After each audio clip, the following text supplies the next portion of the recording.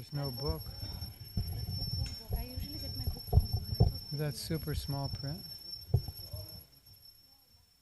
Shall I give you my phone? Jai Jai Sri Chaitanya Jai Nityananda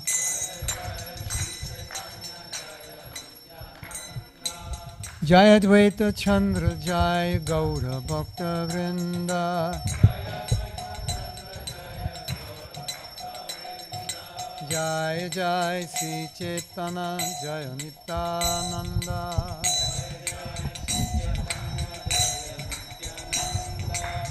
Jai Advaita Chandra Jai Gaura Bhakta Vrinda Om Jai Jai Sri Chaitanya Jai Nityananda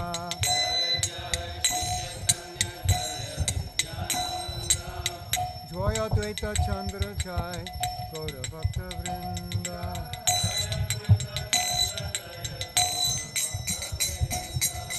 Jai Jai Sri Chaitanya Jai Nityananda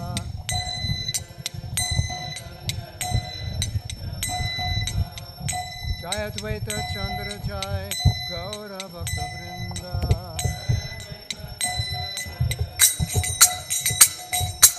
Jai Jai Sri Chaitanya Jaya Nityananda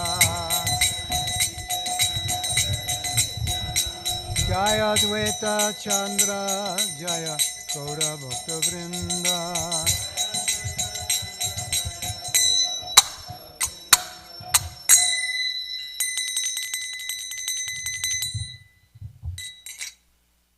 Namo Vishnupadaya Krishna Prishtaya Bhutale Srimati Bhakti Vedanta Shamini Tinamane Namaste Saraswati Deve Gauravani Pacharine Nirvise Sasanyavari Paschachedasatharine Mukam Karudi Vachalam Pangulangayate Giringakrupa Tamaham Bande Siguru Dinatarinam Panchakapatarubhyascha Kapashinubhyevacha Patitaram Pavanebhyo Vaishnavebhyo Namo Namaha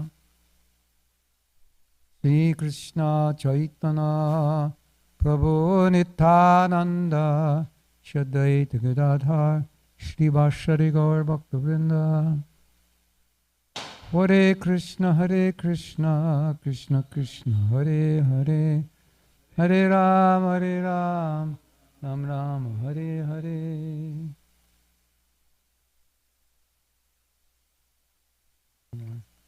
Okay.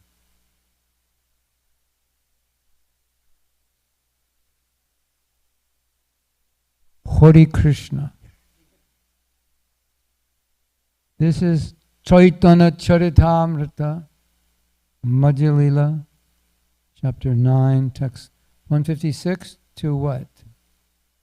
156 to just go, as long as I want. Manir jata vivagena nilapita dibir yutaha rupa vedam avapnoti dhyana bhidat tatachutaha.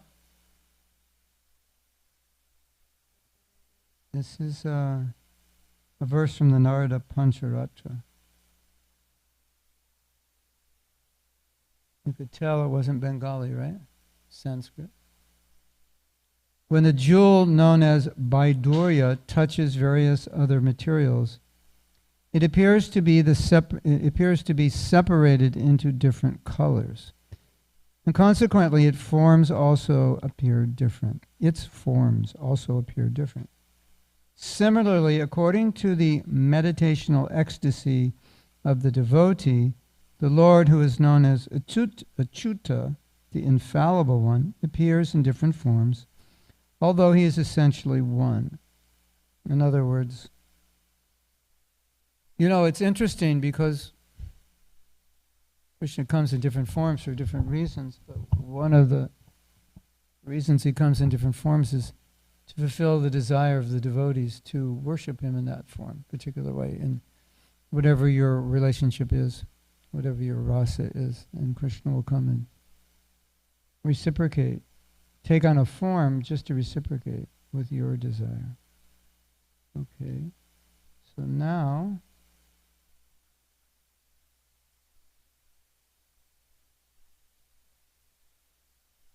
okay. Text 157. Bhatta kahi kahan ami jiva pamar kahan tumi se Krishna sakshat Ishvara. Translation. Venkata Bhatta then said, I am an ordinary fallen living entity, but you are Krishna, the Supreme Personality of Godhead. Text 158. Agada Ishvara Lila Kichui na Jani Tumi ye Kahang She Satya Kodimani. The transcendental pastimes of the Lord are unfathomable.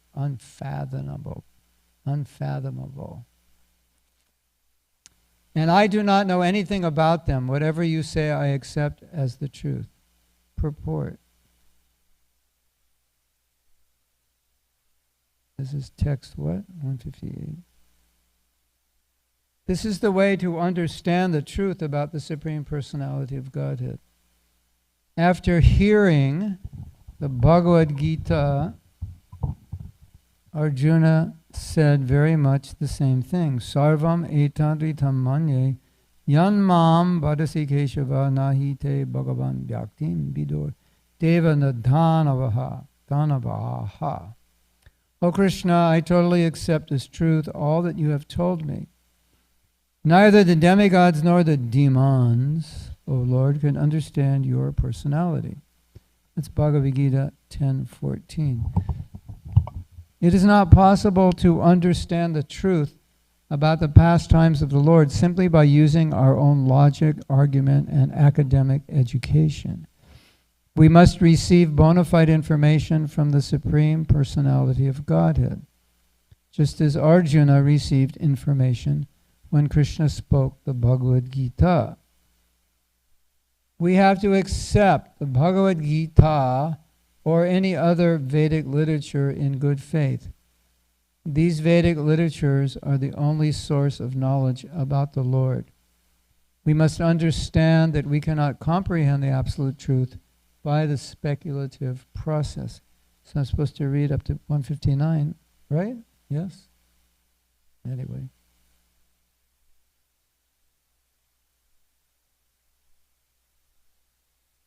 More pona krupa koila Lakshmi Narayan Tanra kripaya paino tomara choron darshan Doroshon.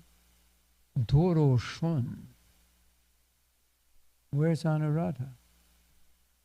How do you say that? Dorshan? Dorshun. So the A becomes U. Dorshun.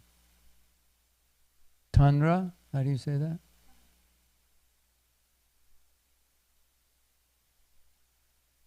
Tanra.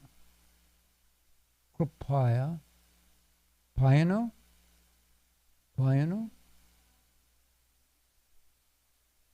Charana Dorshan.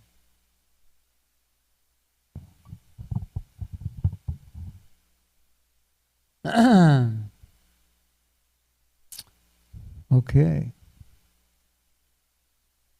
I have been engaged in the service of Lakshmi Narayan, and it is due to their mercy that I have been able to see your lotus feet. Hare Krishna.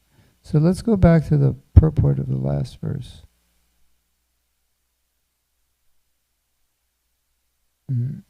So the verse 158 is saying Krishna's pastimes are unlimited. If you read the comment, if you ever read various commentaries on Krishna's pastimes, then the commentaries are often similar, but often there's different nuances in them, or sometimes different. And you also, as we discussed a few days ago, you can learn that within the pastimes there's backstories. This was so-and-so in their last life, and this is why they're in the Leela now. And when you read Ramayana, maybe even more Mahabharata, you see the complexity of the Leela. This happened, and that happened, and this happened, and that happened, and then it all came together. And it's like, ordinary life isn't that complicated. And so, by reading those Leelas, you begin to understand that because Krishna is who he is, then he can have very interesting, complicated, and Leelas that seem to have unlimited aspects to them and unlimited understanding. Like I believe in Chaitanya Bhagavat, it describes the marriage of Mahaprabhu, and it describes it like it just was going on forever. There was so much to it. It was like 1 or 2 days, but when you read it, it sounds like it was a month. But anyway, it says Face ID, and oh wait, I already forgot what you said.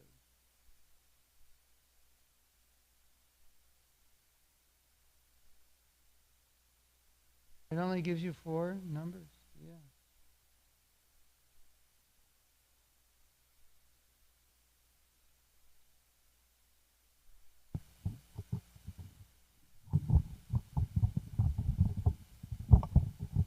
Krishna, Krishna, Hare Hare.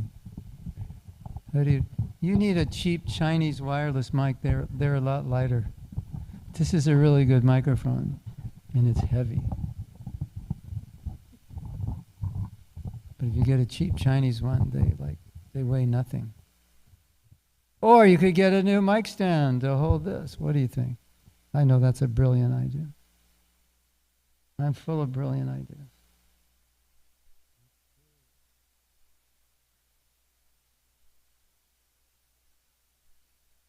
So,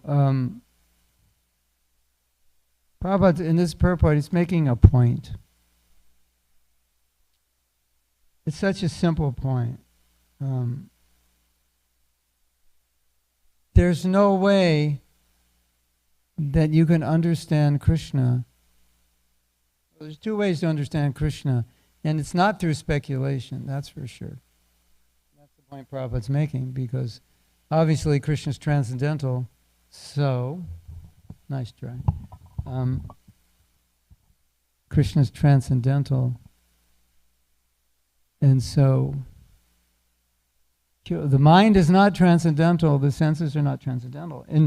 And when they become transcendental, then you could understand Krishna, but they're not going to become transcendental unless you hear from proper authority how to practice bhakti so that your mind and senses become transcendental. And then, everything's clear.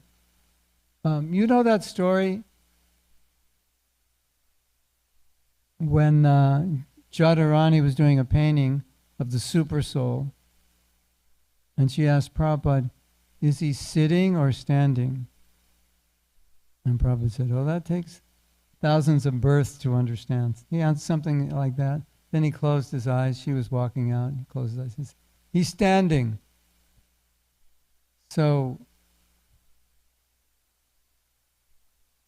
you know how attractive Krishna is, right? You know how attractive the holy name is. You know how attractive the Leelas are. They're so attractive, that if we had attraction, we would be crying all the time.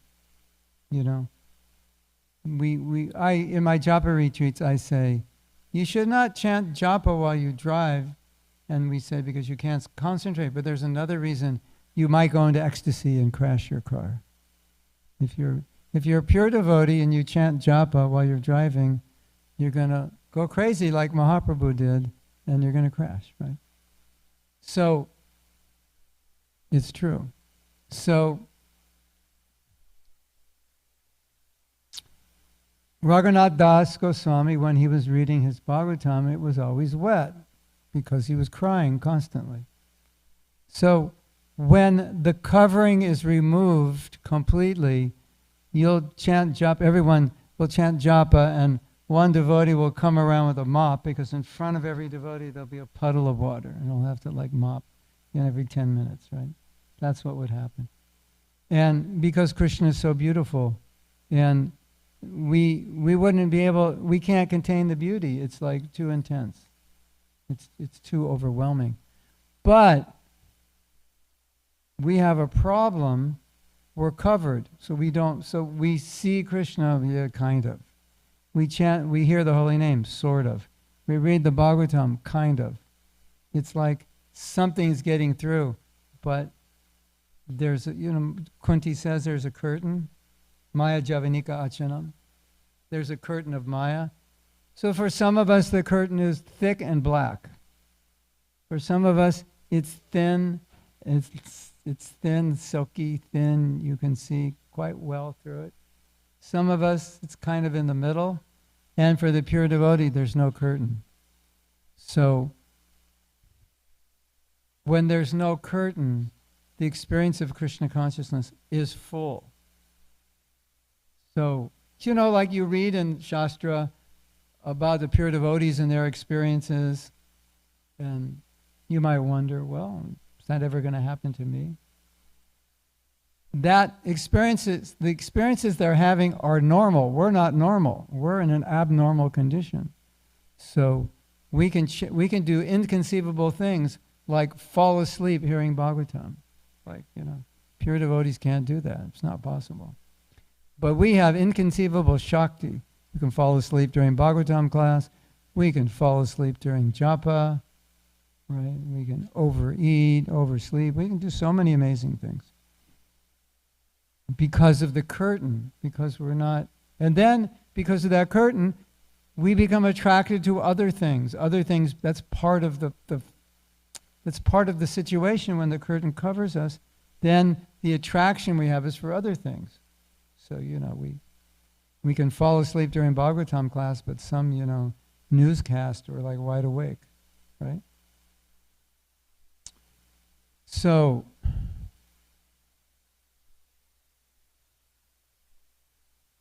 what is causing that curtain? Because we could remove the curtain. Would you like to remove the curtain? Of course. Yeah, of course. What is that curtain? That curtain is the desire to enjoy independently of Krishna. That's all it is. And when that desire is purified, then Krishna can reveal himself in all his attractiveness.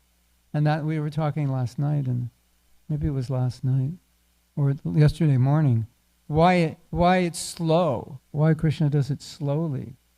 Because we're not ready yet. He's not going to just give you, he's not just going to reveal everything to you, to us, unless we're qualified. And the disqualification is we want to basically imitate, but the imitation comes out in the form of, I want to enjoy, I want to impress people that I'm a good devotee, I want to get honor for myself, I want to get more and more this and that. I think, I'm just trying to enjoy the body and the senses. And we were talking yesterday, and we had a program yesterday, and we were talking about how many devotees have had amazing experiences coming up to death. And a devotee told me that Parikshit, Parikshit, who lived here, she said, a few weeks before he was going to die, he had a dream that the Yamadutas were coming, and Kalachandi picked him up and ran with him away from the Yamadutas. And he joined in San Diego, and the deities there are Giridhari, and Kalachandji brought him to Giridhari.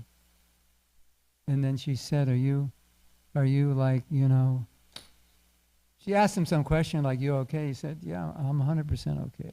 No, she said, are you ready to go? He said, I'm completely ready.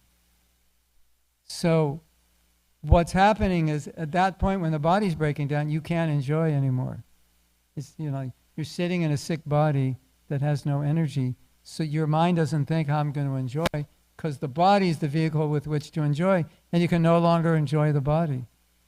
And then Krishna reveals himself when we're in that state. Many devotees have expressed in their last weeks or even months, amazing realizations they're having because they lost that desire to enjoy, and the curtain is gone, and it's just Krishna and them, and Krishna becomes beautiful and attractive.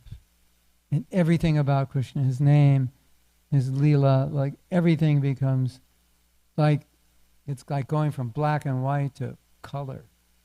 You know, it's like going from 1080p to 8K or whatever they're up to now. What are they up to now? 14? What? 8? 8K. No, they have 8K TVs. You guys are out of it. But that's good. It's good to be out of it. Yeah. So we're going from black and white film to 8K digital. It's like that different. And it's like, wow. So that's why devotees at the end of their life, so many of them had amazing realizations. Like just average devotees. This is very common. Average devotees with extraordinary experiences, because at that point, that desire to enjoy was gone. And that's what Krishna's waiting for. And when that desire is gone, then it's like the curtain is completely open, and it's like you see Krishna as he is. Like you see Bhagavatam as it is, you see the holy name as it is. Did you ever wonder how someone could chant 192 rounds a day when you're ready to like kill somebody to get to 16, and you know, right, banging your head on the floor, 12. Oh my God, I have 4 more.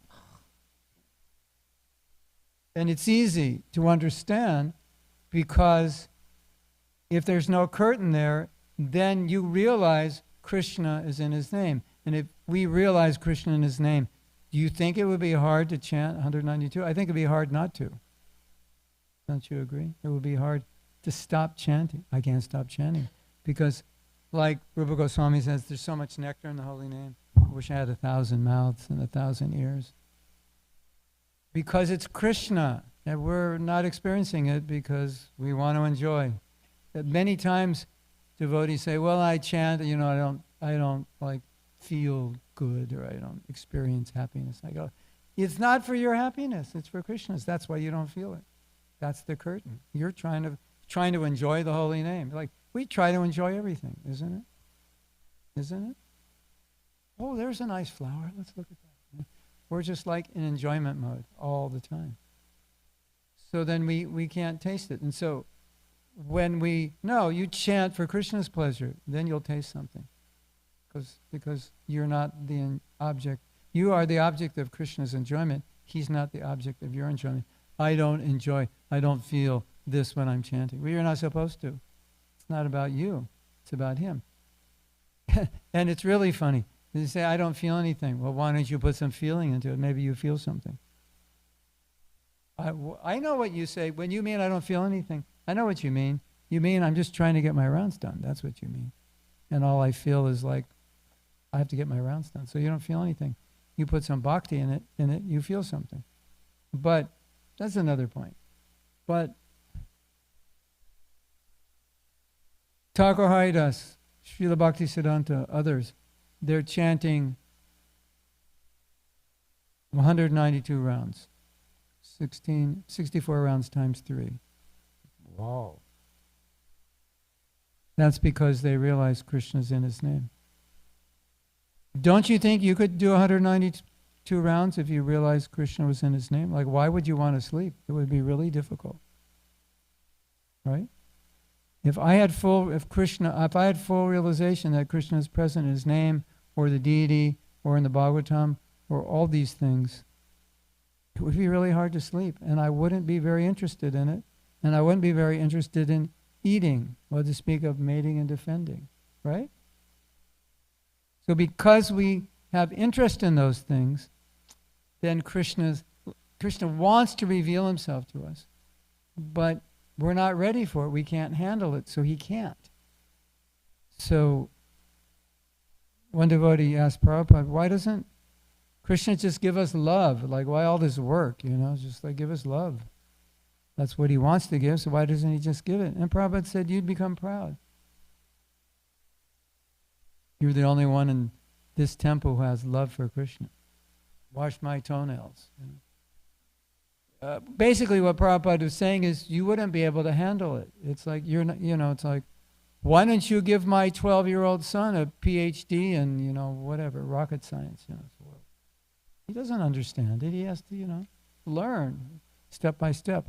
So Krishna wants to reveal himself. So it's really us who don't, indirectly, we don't want him to reveal by our disqualification, because we want this, we want that, we want to enjoy this and that. And Krishna's sitting there crying like, I want to reveal myself to you, but you're not ready. He wants to fully. And so, like I say, at the time of death, you're definitely ready. When you know you're going to die in a week, like, how much attachment do you have? It's like everything's gone. You're completely ready. And Krishna says, good, now I can show myself. And then he starts showing himself. Have you ever heard stories about devotees leaving their bodies and the realizations they've had? There are many, many like that. So that's the qualification.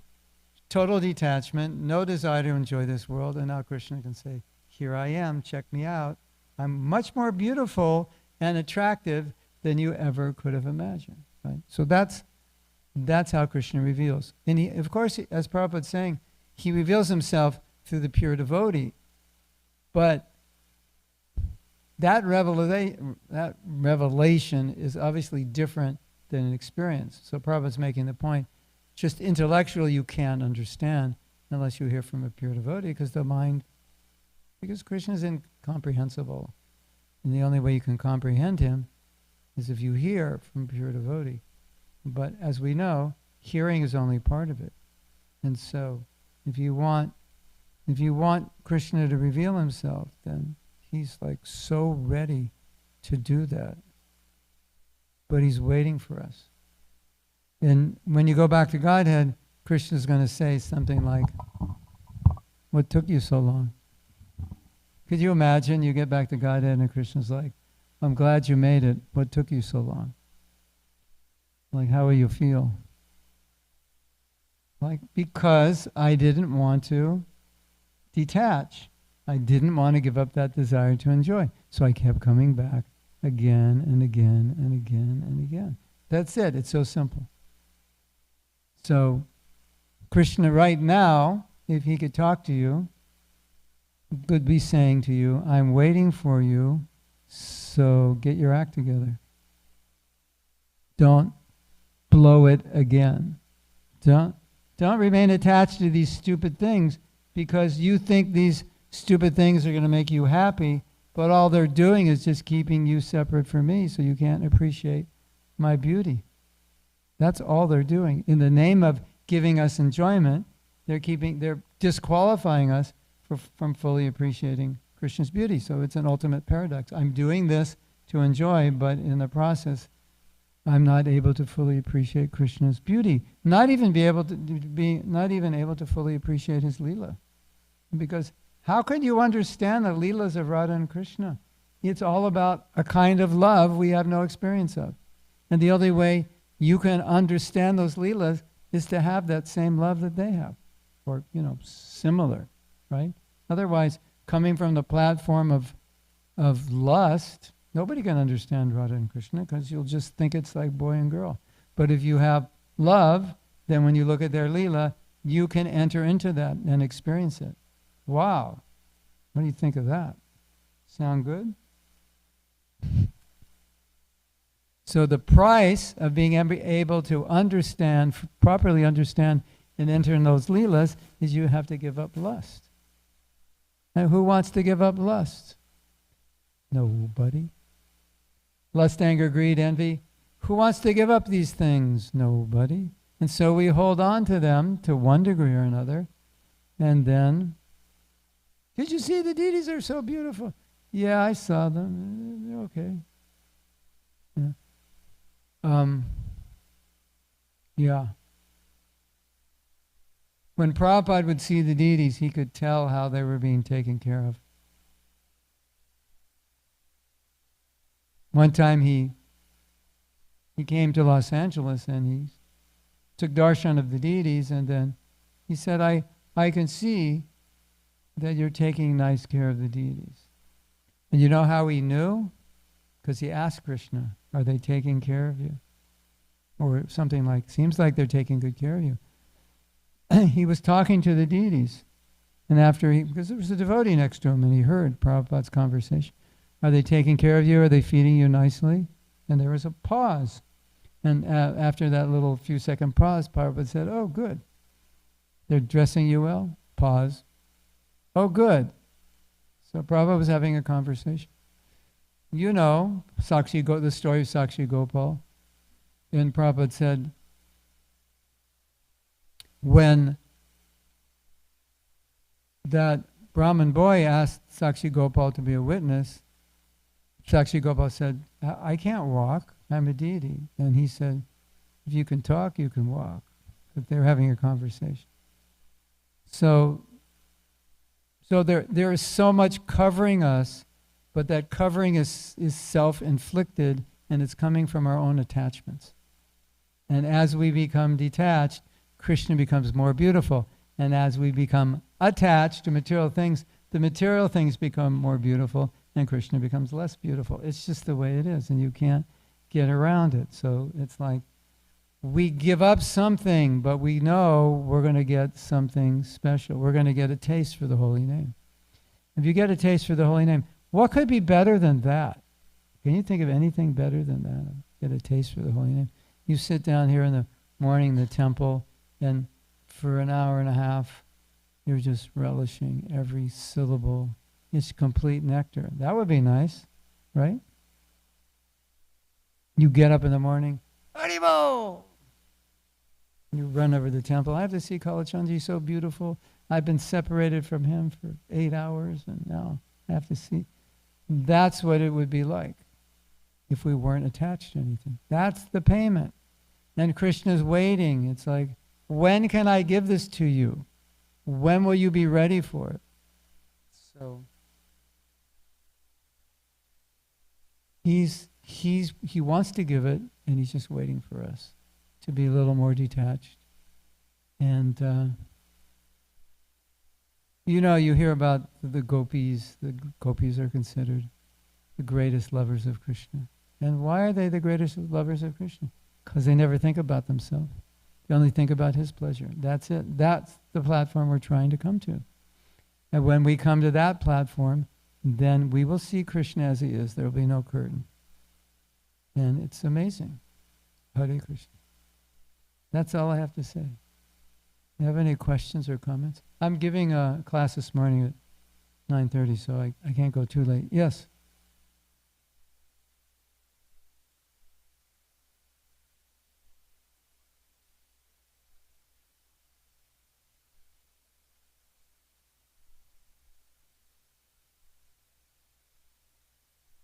So many decades. Thick, and coming to the midlife crisis where slowly you start becoming irrelevant.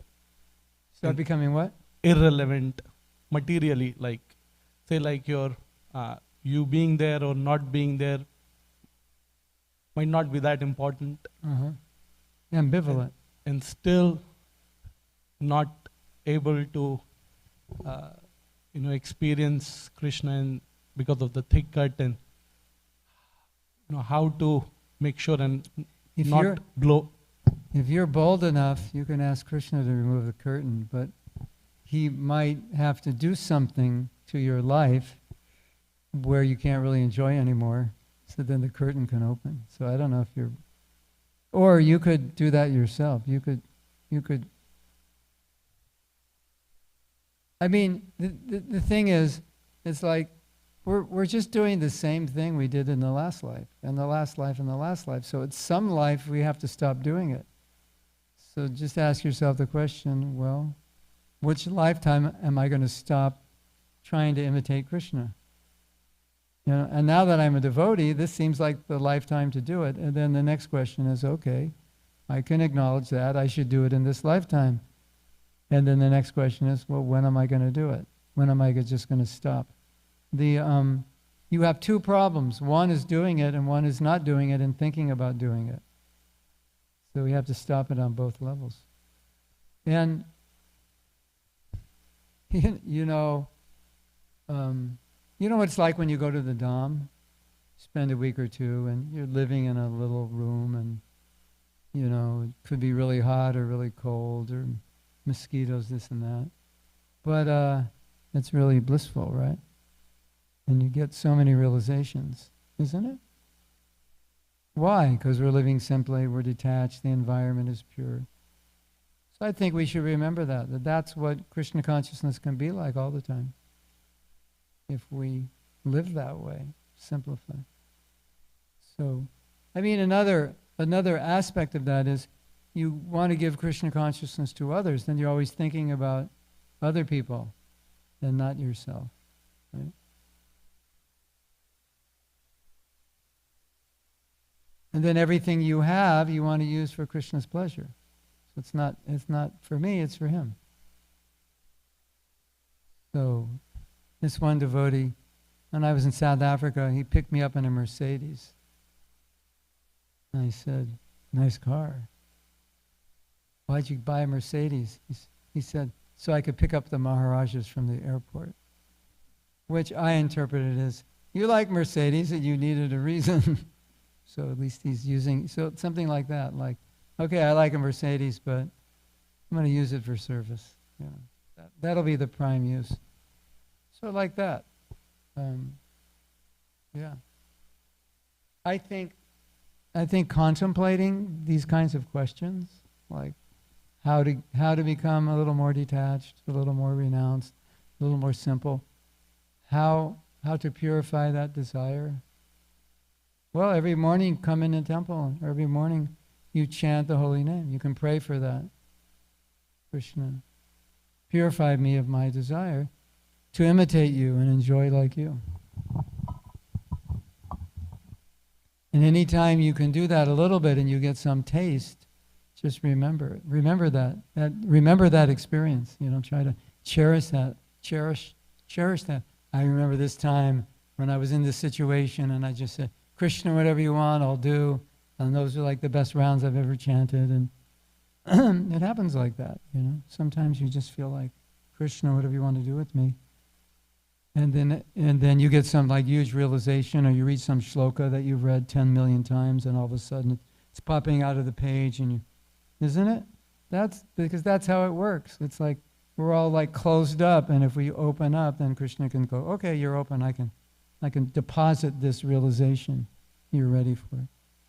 So I think just understanding that is really where our impetus is going to come from. And then we do the process, and the process gradually purifies us. But the more we are able to imbibe Krishna consciousness, the faster it works on us. So we can do the same thing for decades, and we go like this far. But if we're a little more detached, then the same thing takes us much higher, because we're getting more taste, more realization, more inspiration. So that's an important realization, isn't it? Like I'm doing the same thing.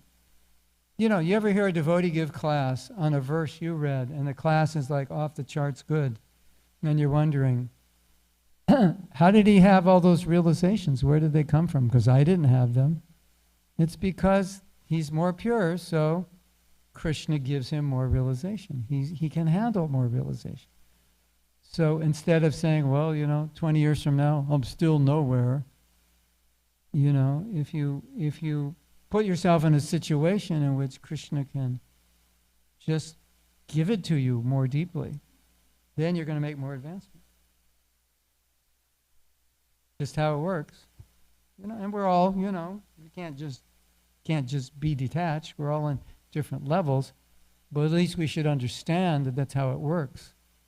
As we become detached, as we lose the desire to enjoy, Krishna's like, okay, now you have more room for me to put realization in your heart. Before it was like small.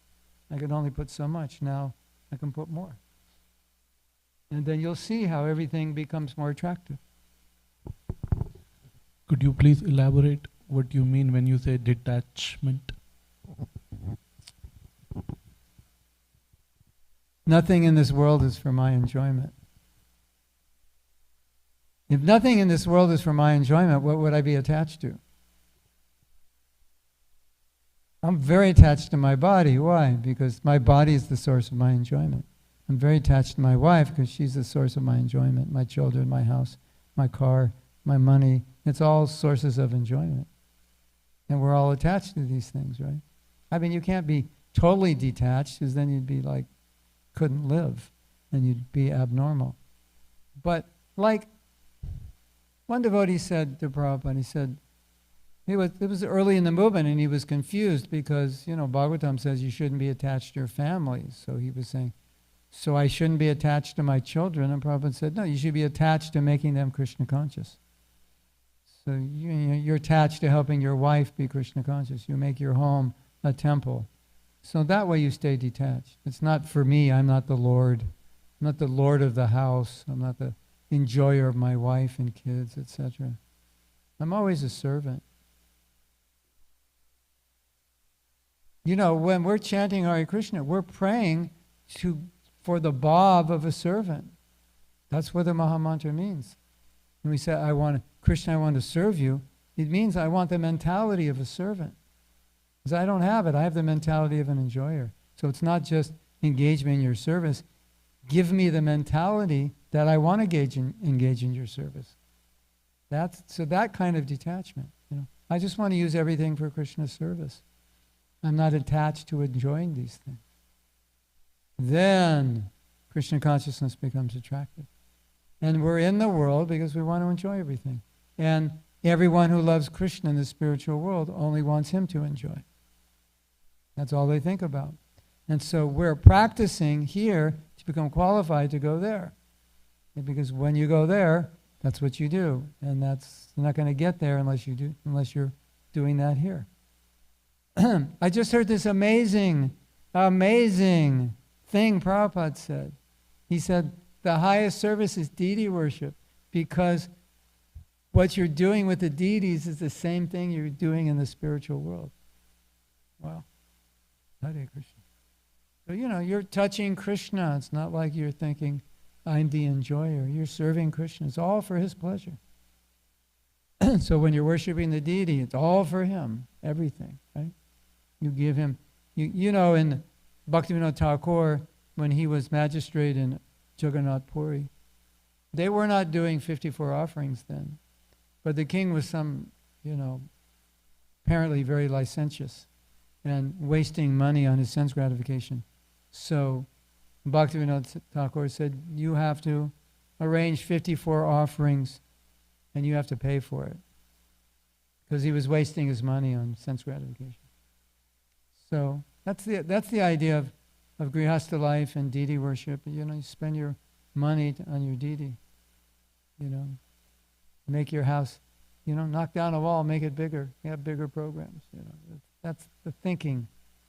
That's the thinking of we're supposed to think that way. How we can utilize, and that's our detachment. Because we're just thinking how Krishna can enjoy, then we're detached.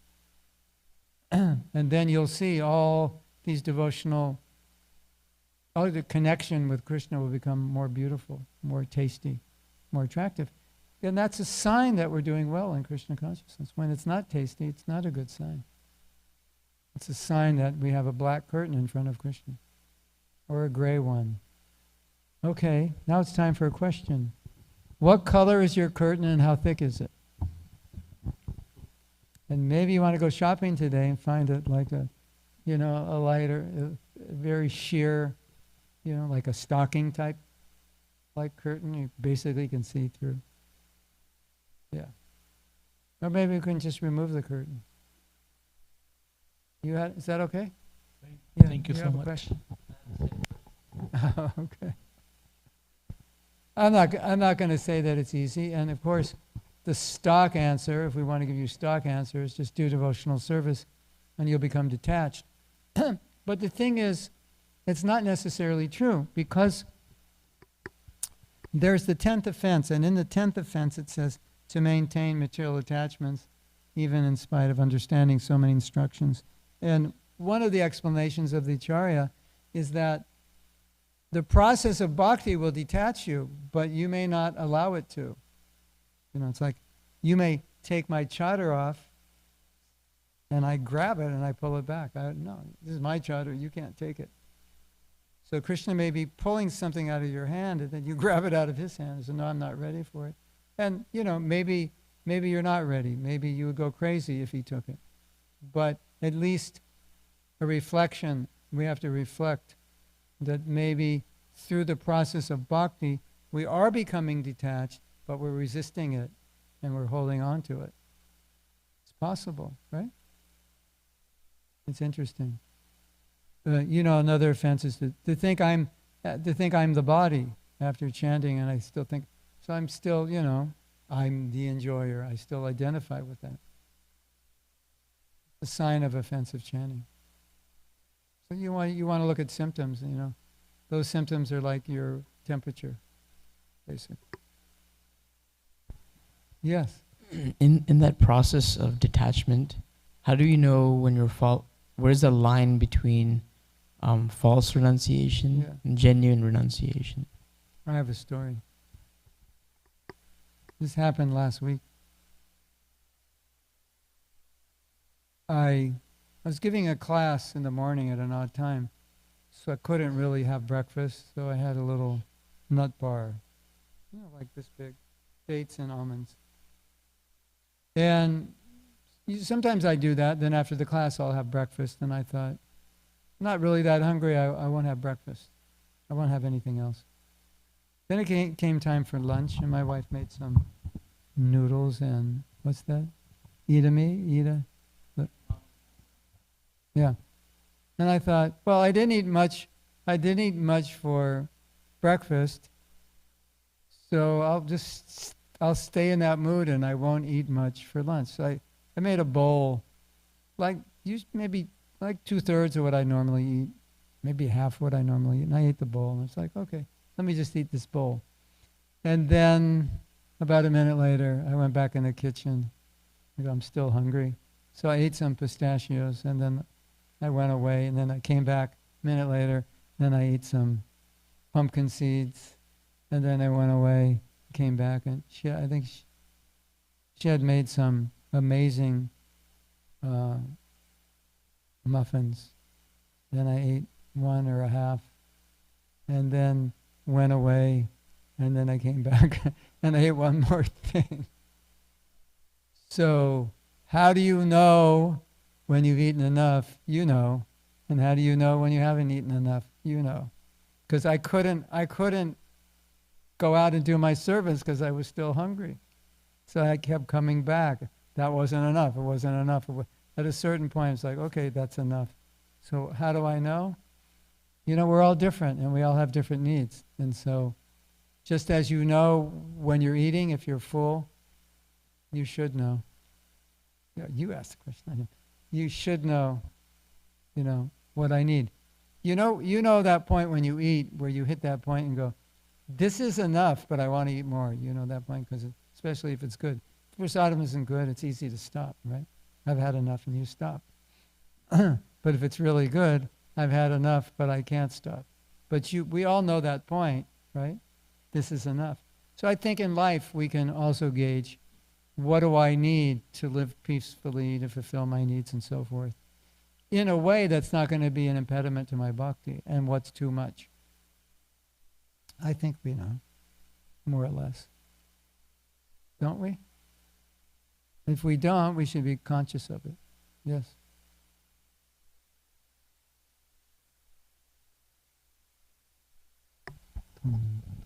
Hare Krishna Prabhu, thank you so much. Two things I was thinking when you were giving the class.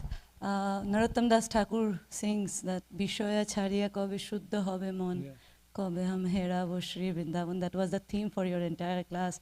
When will my material desire get purified and I actually enter Vrindavan? Good So point.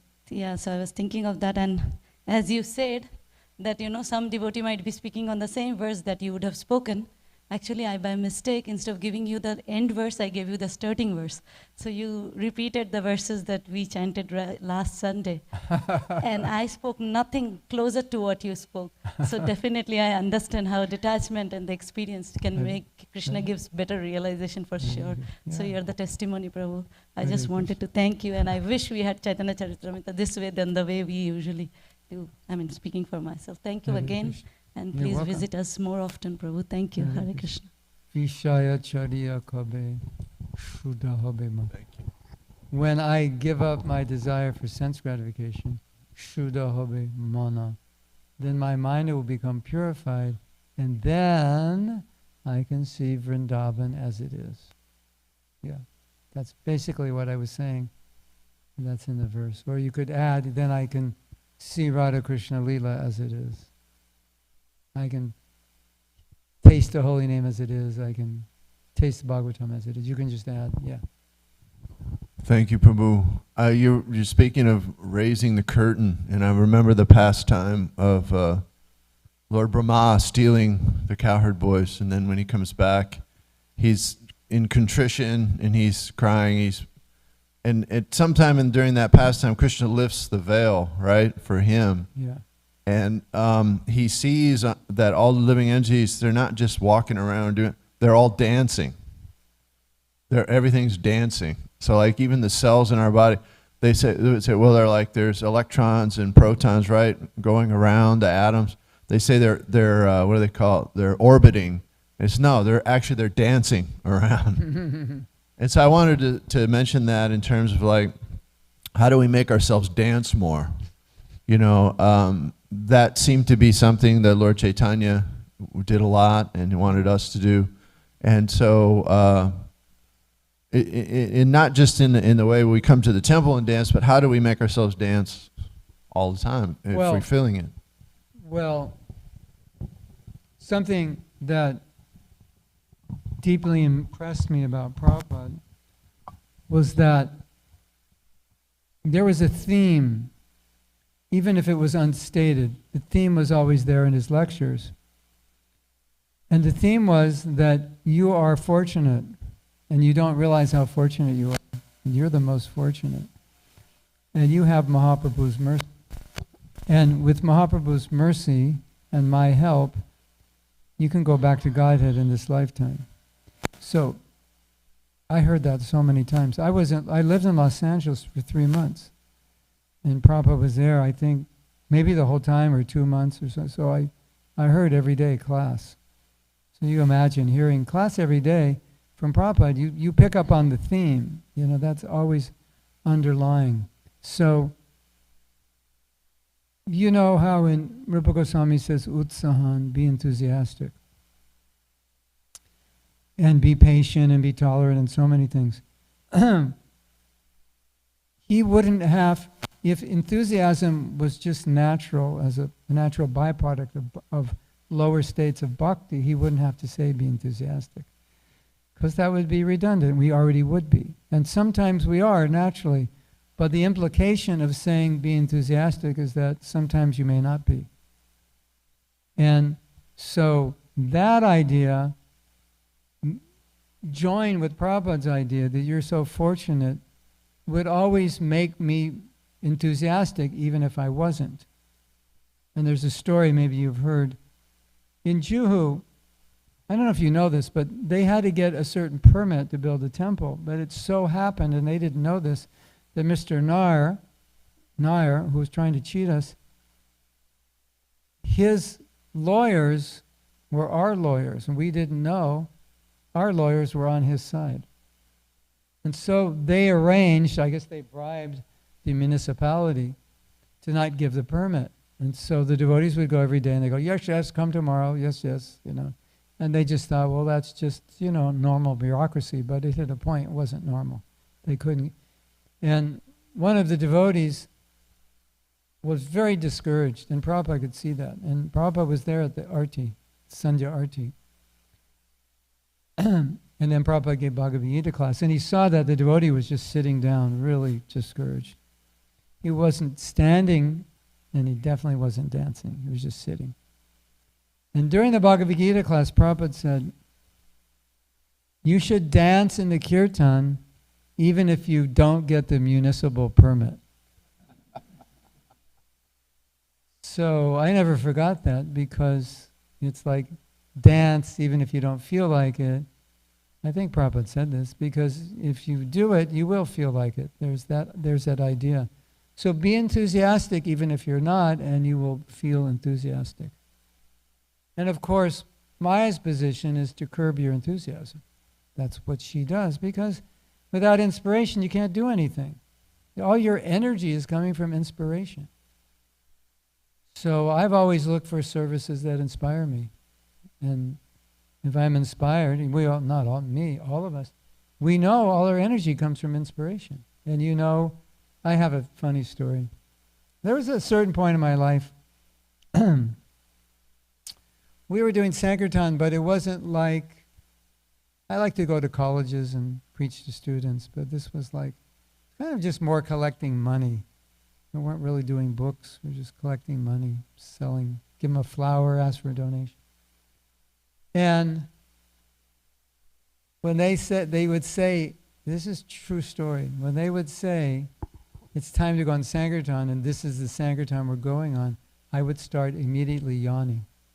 Like immediately, they just say the word Sankirtan, the connotation is you're going to go out, you know, in your Western dress, and you're going to go up to people and say, here's a flower, we're helping, whatever. Something, you know. I would start yawning. And so many times in my life, when I'm traveling and we have programs in the evening, and we're leaving like 7 or 7:30, and I'm exhausted. And I always tell them, I said, if I were this tired and I was at home, I'd just, you know, be getting ready for bed, you know, and probably go to sleep, you know, by 8:30. And the programs always end up, we end up getting back like 11 o'clock at night. And I love to teach Krishna consciousness. And when I get back at 11 o'clock at night, I'm like this, I can't go to sleep. And I don't know if you remember, Janava, but after the surgery, I couldn't really talk. I didn't have much breath. But when people would come visit me, I could talk. You remember that? Like somehow I could talk. And she was saying, don't talk so much, you know, you'll get tired. And I go, no, when I stop talking, that's when I get tired. I swear, when I stopped talking, I was like, I'm so tired. I can't talk. But while I was talking, there was somehow or other, you know. So that's just the way it is. So we have to be inspired somehow. And we have to be inspired even if we're not inspired, and figure out how to be inspired. And, you know, I'm tired, I want to dance. Dance anyway.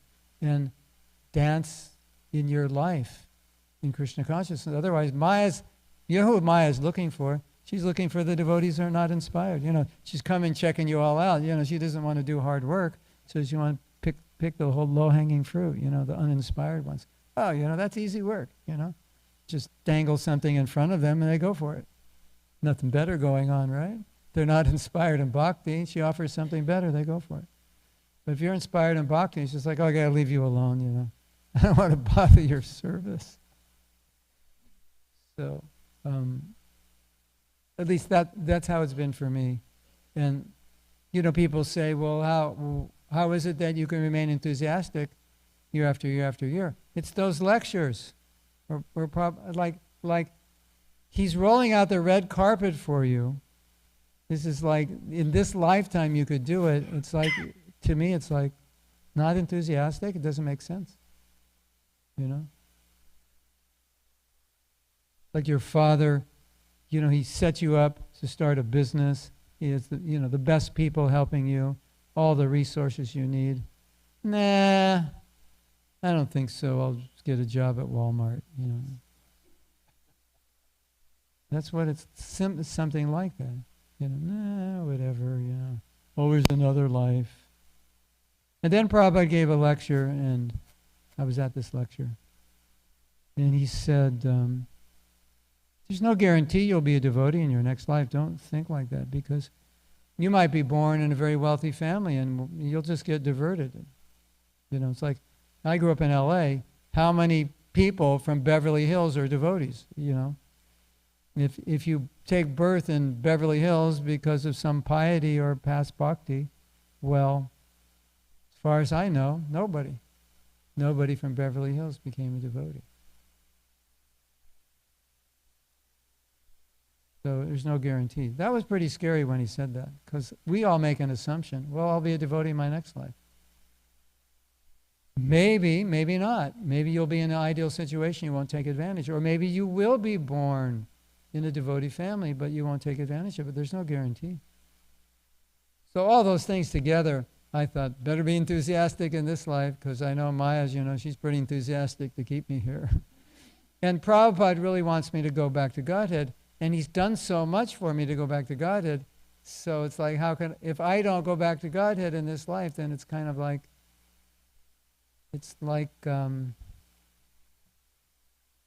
almost like a slap in the face. Like, you did all this, you know, you gave me the millions, you gave me all the right people and the job, and I'm not going to do it. It's a slap in the face to your father. That's how I feel. That just keeps me going. Even if I never felt like I couldn't keep going, because those thoughts just kept me going. So even when I didn't want to keep going, it was like, well, of course I have to keep going. You know, like, he's given me everything. He expects me to keep doing it. And then when you execute the order of your guru, you feel his presence. So even though he's gone, that you feel very close. You can't really feel close unless you're doing what he wanted you to do. And then as you're doing it, you're like, yeah. In 1970, Prabhupada came to San Francisco for the Rath Yatra, and I was there when he came. And he came to the temple, but he didn't walk in the temple room. He just stood outside. It was a storefront. So he stood on the street for a few minutes, and he was just observing. And we didn't know why. But later he told us that there were so many brahmacharis in the temple and so many devotees. I don't think there'd ever been that many devotees in one place.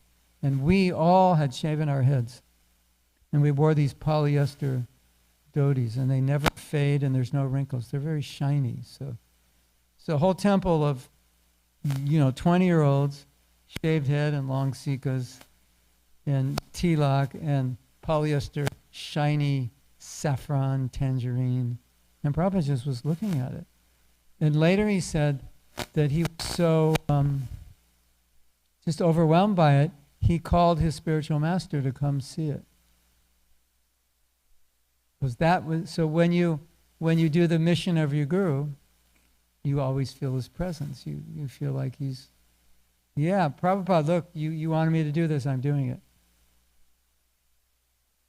Come look, I'm doing it, Is it okay? Is everything? Yes. So it's like that. And how can you not do that and live with yourself, right? The thing is, if you should be Krishna conscious and you're not doing as well as you could be, you have to live with yourself, with that guilt. Who wants to live with it? It's better to do a little austerity and you don't have to live with that. Just try your best. If you just try your best, there's no guilt or shame, because you can't do better than that. And even if that's not enough, still, it's as much as you can do. And that's all Krishna expects. It's not like he's evaluating who's doing more. It's just, you do what you can. This is who I am, this is where I'm at, and this is what I can do. And I will do that as best I can. And maybe, you have a lot of nice things, and you have a nice home, and a nice car, and this and that, and you just say, Krishna, I wish I were more detached, but I need this. This is what I need, but still I'm going to do my best to serve you. Do the best I can. And we're conditioned. So sometimes the best is like, I could do better, but I'm conditioned. But at least I'm trying my best. I was giving a talk in Alachua on Prabhupada's disappearance day, and I was really feeling like my whole life as a devotee, I felt like, wish I were more intelligent. because I could have done something better for Prabhupada. I wish I was more this or more that, then I could have done more better. If I wish I were a better manager, I could have done big projects. I wish I was a better book distributor, I could have done all these things. I think we all feel that way, right? Like I'm lacking, and if I wasn't lacking so much, I could do better. And so my realization was, Prabhupada, this is what you got, you know, with all my limitations and lack of abilities and intelligence. It's like, this is what I bring to the table. This is what you have, but I will give you the best of this. And so many devotees said, wow, that would really, I really related to that, you know, because what can you do? You can only give the best of who you are. So, you know, maybe you're attached to something and you can't let it go, and you go to Prabhupada, I'm just like, I'm attached to this. I'm not ready to let it go, and I know I should, but I can't. But I'm still going to, you know, this is my limitation, but I will give you the best of what I can give you. I will give you my sincerity and like that. So I think that's all we can do. And that way we don't have to feel guilty about our attachments, because these attachments have been cultivated for a lifetime, so you can't just knock them out tomorrow. So we have to live with them. Yeah, I need this, I need that, I wish I didn't. But I do, I need these things. But still, in spite of my lackings and attachments, Prabhupada or Guru Maharaj, I will give you my best. Whatever it is, and that's the best we can do. And that way, you can feel satisfied. And you don't have to feel guilty and full of shame and, you know, this is the best I can do. As long as you're doing the best. Yeah. Okay, anything else? Yes, Guru Maharaj, please accept my humble obeisances. So in terms of dissolving that curtain, like you said, we don't want it to be too drastic because we may not be able to tolerate it, so we cannot pray, or recommended that we cannot pray in that way, just lift up that curtain. So how about if we have a prayer that, Krishna, please let me serve devotees with humility and love, and very genuinely meaning that, not in an artificial way. Yes. Would that be a less drastic way of the curtain being lifted? Well, that's one of the ways for it to be lifted, yeah. I mean, ultimately, we can't just detach. That Krishna has to help us. But if we have the desire, then, you know, like I said, Krishna, I want to be more detached, but I'm not. And I recognize these attachments, but, you know, please help me. And so as I do my service, I serve the Vaishnavas and so forth. Yes, we should. As we do that, if that's our desire, Krishna will help us. You know, in one sense, detachment is quite easy. It's just we relish Krishna consciousness so much that other things become less important. I mean, how? You know, I think I was saying the other day in class, after my surgery, I was in some, I don't know where I was, but I was in some altered state. And it was like I'd gone to the spiritual world or something. Can't really describe it, but what I can describe is when, you know, after the operation and I, you know, came back to consciousness, everything in this world seemed stupid. Like, you know, I'd be doing my messages on, you know, WhatsApp and this and that, but then, you know, because you're on your phone, ads come up. And I would think, why are you doing that? You know, you should be chanting Hare Krishna. I was like so in that world of like, I was just like with Krishna for the last few days. Or I don't know where I was, but I wasn't in this world. And so when I saw the things of this world, I was like, this is stupid. Why are you doing this? You should be chanting Hare Krishna. I was like, so some of that, you know, that's what will happen as we progress in devotional service. It just naturally will feel that way more and more. Can't force it, and we're all different. But certainly we can pray for it. Because that prayer shows that I'm open and I'm not resistant. And resistance is a big problem. You know, part of the question, you know, why is it slow? Maybe we're resistant to it being fast. Maybe Krishna's pulling and we're just like, we got a tug of war with Krishna. He's like, come on. And we're like, not so fast, Krishna. take it a little easy. I don't know if I'm ready. But I'm pulling you out of the well. Well, I got used to it down here. I like it dark and wet. I'm not ready for light and sun. It's like that. So through the study of Prabhupada's books, our intelligence becomes purified, and so we become less resistant. Yeah, I should probably not resist, right? And then not only do we become less resistant, but eventually we say, Krishna, pull the rope and pull it faster, I'm ready. And then if that's where you're at, then it's very fast. The same, everything you're doing is just going to move you faster because there's no weights. There's no resistance. It's oiled and it's like the pulley is working really well and Krishna's pulling it and you're just gliding right up, Can I interject? I heard it's so bad that we have to ask Krishna to make us put our hand on the rope. Yeah, exactly. Or Krishna, I'm praying and I don't take my hand off the rope. Yeah. I've given that example. Sometimes it's like that. You're in the well, and because the Prabhupada gave this example, you're in the well and then the Guru throws the rope and you're down there and he says, grab onto the rope. Do I have to? I thought, you're my Guru. I thought you're going to do everything. Right? You ever felt like that? I will do everything. Just grab onto the rope. I'll pull it up. Oh, grab on the rope. That's so hard. Then once I grab, I have to hold on to it. And that's so hard. Yeah, but I will pull you up. You can't get out of here. There's no way you can get out of here unless you hold on the rope. So that much you have to do. But sometimes I think we don't want to hold on to the rope. Might be easier to stay in the well. You want to hear a funny story about two frogs in the well? This is so funny. It doesn't relate to anything I don't think we talked about, but since we're in the well now. So there's two frogs and they fall in the well. And the frogs above the well who didn't fall in are yelling down to them, there's no way you're going to get out of the well now. It's like you fell to the bottom. It's impossible. So why don't you just relax and, in a few days you'll die because you're just going to, drown in this well water and you can't get out. And one of them starts jumping out. He's trying to jump out. And the other frogs are saying, just relax, stop jumping. And every time they say stop jumping, he jumps harder and harder and harder. And by some miracle, he jumps up and a gust of wind comes and he shoots him out of the well. And all the frogs are like, wow, that's amazing. But we have a question. How come every time we said don't jump, you jumped harder?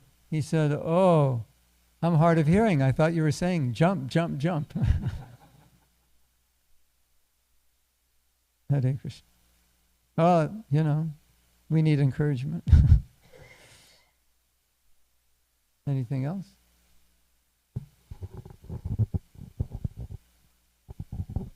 I'm like, Dharma will take care of that.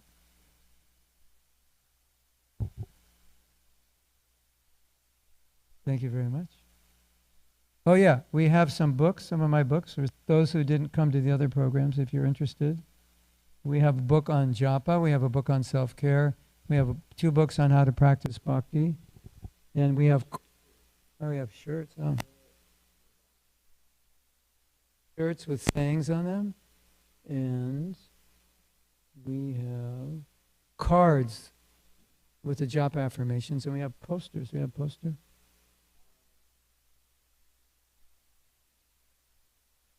Yeah, I brought 15 the other day. Did we sell them all? Yeah. So, and then we'll have, I think somewhere tonight, the prasadam room we'll have also.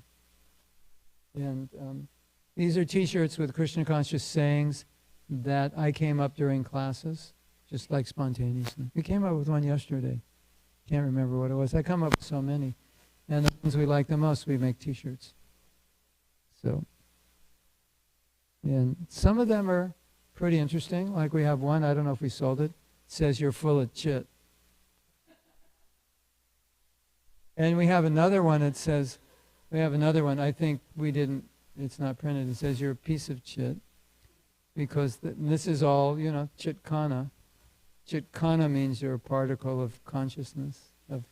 So chitkana means you're a piece of chit. So like that.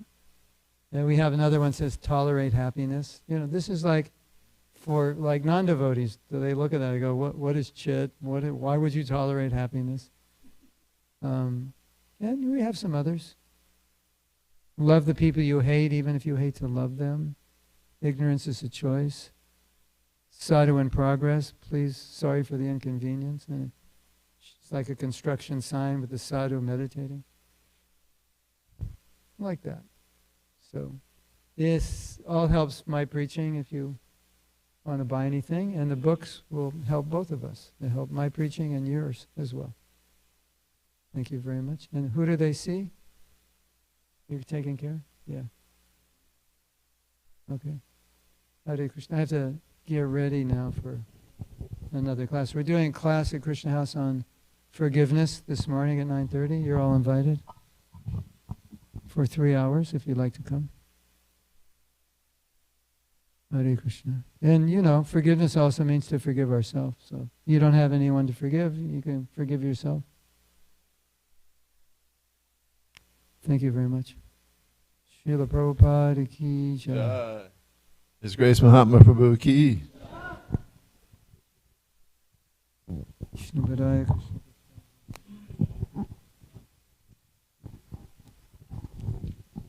Hare.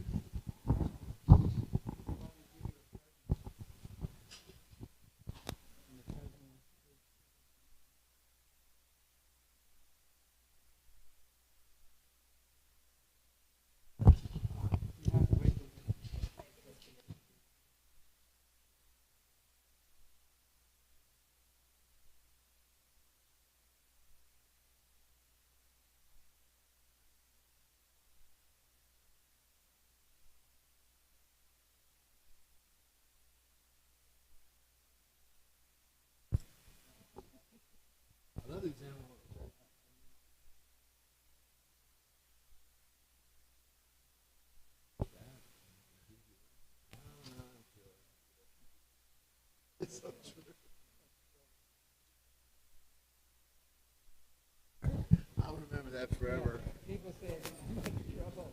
Not as much trouble as birth and death. It's all there.